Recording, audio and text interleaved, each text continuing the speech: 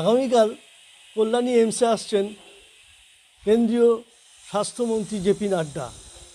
তিনি কল্যাণী এইমস হাসপাতাল ও medical college ঘুরে দেখবেন, পাশাপাশি উদ্বোধন করবেন রেডিওলজিস্ট ইউনিট এবং ব্লাড কালেকশন ইউনিটও তিনি উদ্বোধন করবেন।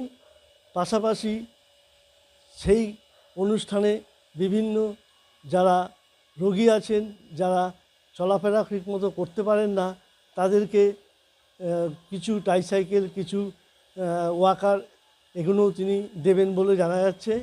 এই নিয়ে কল্যাণী এইমসের executive director doctor Arabinda Sinha একটি প্রেস মিট করে তার সমস্ত পরিকল্পনা এবং সেদিনের কর্মসূচি জানালেন সাংবাদিকদের সামনে। आपको बताना चाहते हैं कि honourable health minister JP Nadda ji 9 तारीख को एम्स कल्याणी में आएंगे और यहाँ पे विज़िट करेंगे।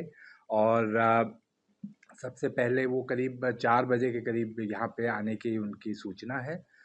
हम लोग जो प्लान है वो हम आप लोगों को बताना चाहते हैं कि हम लोग क्या प्लान कर रहे हैं। सबसे पहले वो लोग हम लोग इंस्टीट्यूट में आएंगे और हम लोग उनको अवगत कराएंगे हमारे एम्स कल्याणी का प्रोग्रेस के बारे में कि हमने क्या हॉस्पिटल की सेवाएं शुरू की, हमारे मेडिकल कॉलेज कैसे चल रहे हैं।